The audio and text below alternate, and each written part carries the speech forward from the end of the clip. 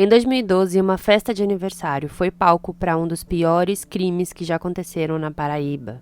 A festa era, na verdade, uma farsa e as convidadas, amigas do aniversariante, tiveram suas vidas marcadas e interrompidas de forma trágica, no que ficou conhecido como a Barbárie de Queimadas.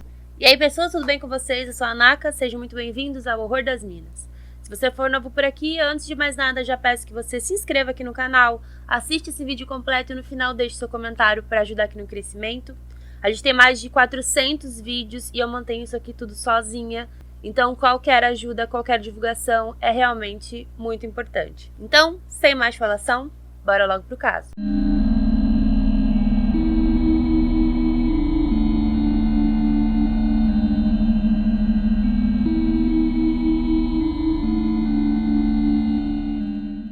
Queimadas é uma cidade da Paraíba que fica a cerca de 130 quilômetros da capital e a sua população é de aproximadamente 40 mil habitantes. É uma região pequena, pouco conhecida, que só ganhou maior notoriedade a partir do caso de hoje. Na cidade viviam duas amigas, a Isabela Pajussara Frazão Monteiro, de 27 anos na época, e Michele Domingues da Silva, de 29 anos. Isabela era professora de química, havia recém-iniciado um mestrado, era muito querida, tinha muitos amigos e era conhecida na região e nas escolas por Professora Ju. Ela morava em Queimadas com as suas irmãs e a sua mãe e tentava de todas as formas cuidar de todos à sua volta. Ela era uma pessoa muito responsável e muito estudiosa. A Michele era amiga da Isabela e de sua irmã Priscila, trabalhava de recepcionista em uma clínica dermatológica e, assim como a amiga, era uma mulher também muito esforçada e muito querida por todos. Ambas as famílias eram muito religiosas, famílias tradicionais, e as meninas eram conhecidas por toda a região. Todo mundo se dava muito bem. Como na maioria das cidades pequenas, todo mundo se conhecia. E principalmente quem tinha a mesma faixa etária costumava ter uma certa amizade, pois cresciam juntos e tudo mais. E esse era o caso do Luciano dos Santos Pereira, que era amigo das duas. No dia 12 de fevereiro de 2012, seria a comemoração do seu aniversário de 22 anos, e a festa foi organizada pelo irmão do Luciano, chamado Eduardo. A família do Eduardo e do Luciano cresceram em Queimadas. Todos, como eu disse, se conheciam, eram vizinhos de Isabela. Os dois eram cariocas, porém a sua família morava lá desde que eles eram pequenos. A festa seria então feita na própria casa de Eduardo e tudo começaria por volta das 21h30.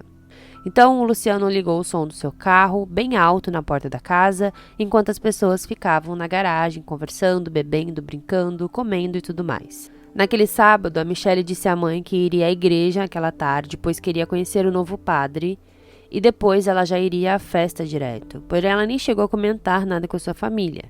E como todos eles moravam bem próximos, ninguém esperava que fosse demorar muito mais. No mesmo dia, a Isabela fez essa última postagem nas redes sociais. Eu andarei vestido com as armas de Jorge, para que meus inimigos, tendo pés, não me alcancem, tendo mãos, não me peguem, tendo olhos, não me vejam, e nem em pensamento possam me fazer mal. Uma oração de São Jorge.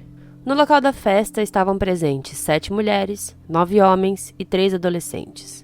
E ao contrário das outras festas que elas já tinham ido, a Michele, Isabela e a sua irmã Priscila notaram algumas coisas diferentes. Como, por exemplo, o portão estava trancado, havia muito mais bebidas alcoólicas do que o normal, e durante todo o tempo o Eduardo ficava oferecendo, forçando essas bebidas para todo mundo, menos para ele, que só tomou refrigerante.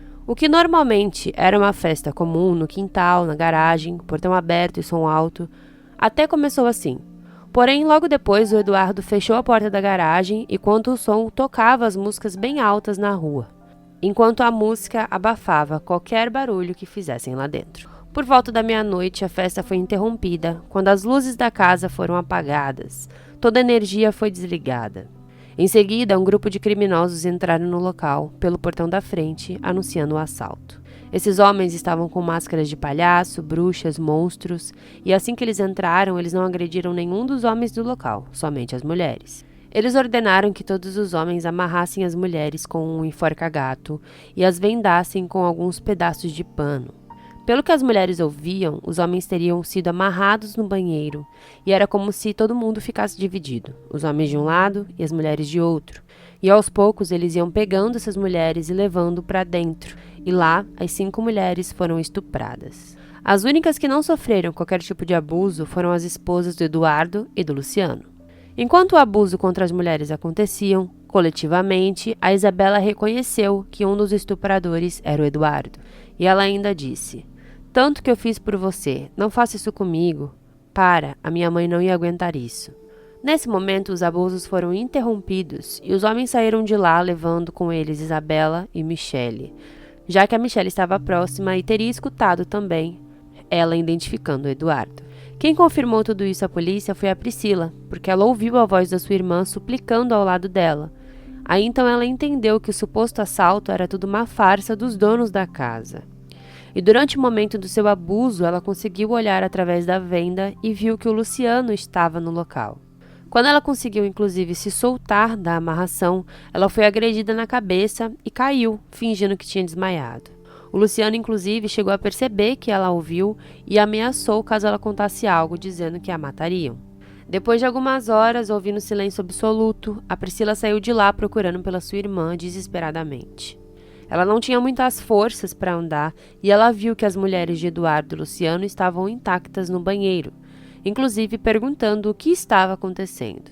Do lado de fora da casa, ela deu de cara com o Eduardo e perguntou sobre as duas, sobre a Michele e sobre a Isabela.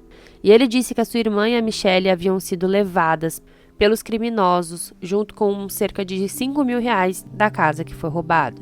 A Priscila então correu para sua casa, dizendo tudo o que tinha acabado de acontecer, dizendo que tinham levado as duas e ela estava completamente desesperada, machucada e em estado de choque. Naquele momento, ela nem conseguiu falar sobre a suspeita de Eduardo e Luciano. Logo, as buscas foram iniciadas e os familiares começaram a desconfiar também dos envolvidos, já que mesmo com uma tragédia desse tamanho, eles pareciam muito frios. Às 2h30 daquela madrugada, o corpo da Isabela foi encontrado na caçamba de um carro abandonado em uma estrada de terra.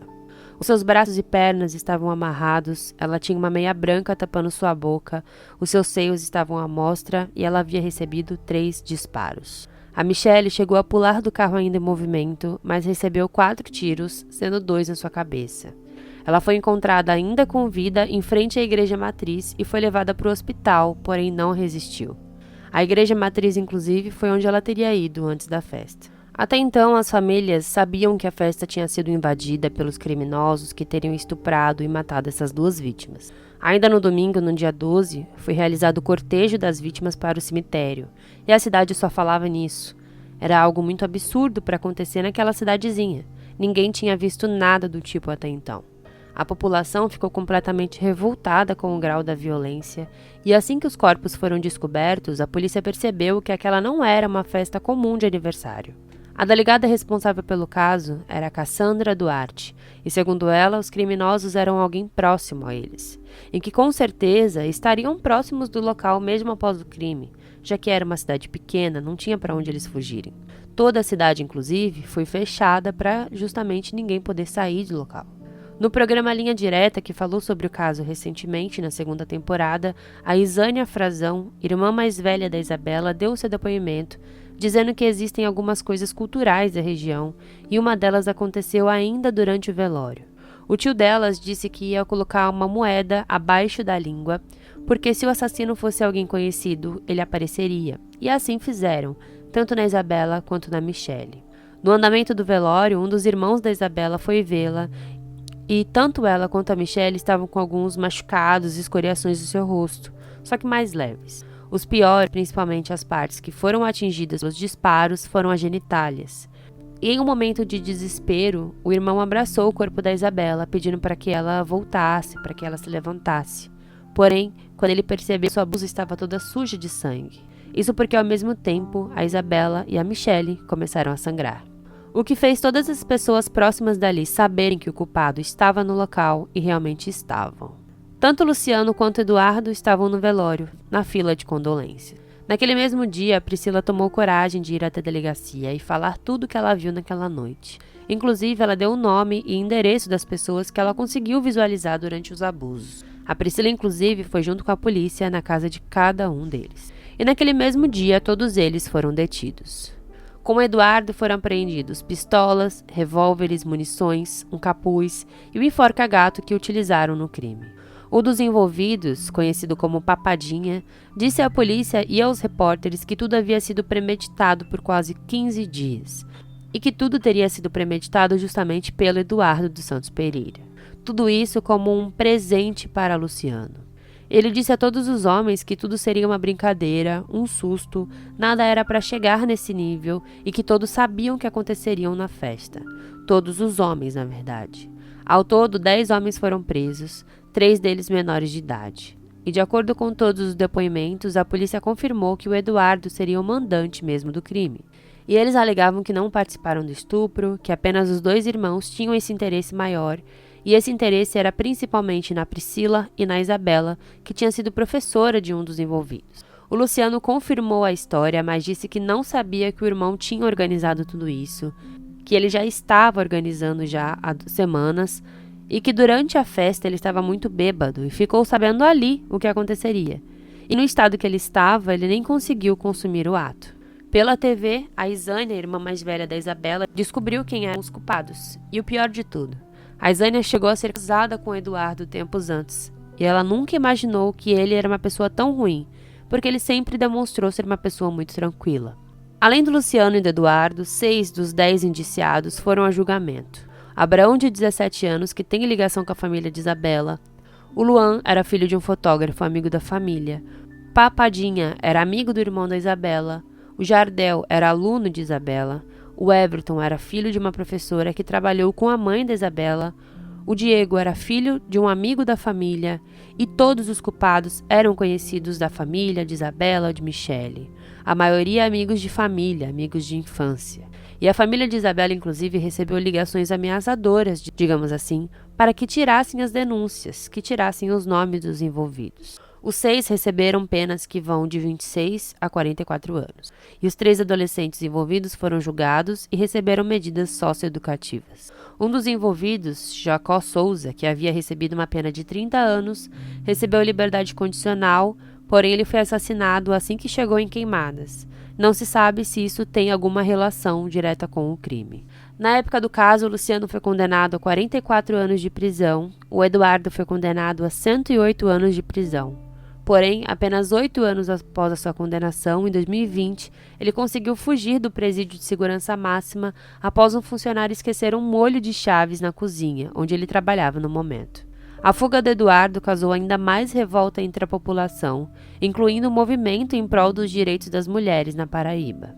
E segundo a família de Isabela, eles todos receberam muitas notícias sobre o suposto paradeiro de Eduardo, e nada era feito, nenhuma mobilização da polícia. Ele permaneceu foragido até 19 de março de 2024, quando ele foi preso em uma casa em Rio das Ostras, no Rio de Janeiro. E haviam suspeitas também do envolvimento dos 2 com o tráfico no Rio de Janeiro, então já era uma possibilidade de ele estar por lá. De todos os 10 presos, o Eduardo hoje é o único que mantém preso em regime fechado. Isso porque o Luciano, em 2023, teve sua transferência para domicílio penal no Rio de Janeiro, onde ele ficaria próximo da sua família, e estava em progressão para um regime semiaberto. Os outros condenados receberam medidas de liberdade condicional ou regime semiaberto. Até hoje, o caso indigna todos que falam sobre isso. Até hoje, inclusive, as memórias de Isabela e Michele vivem com um sentimento de vazio e saudade pelas suas famílias. Então foi isso, gente. Espero que vocês tenham gostado desse vídeo. Lembrando, se você for novo por aqui, aproveita e deixe seu comentário, se inscreve, compartilha para ajudar aqui no engajamento. E segue também nas redes sociais, todos os links estão aqui na descrição do vídeo. Então, muito obrigada, valeu e tchau, tchau!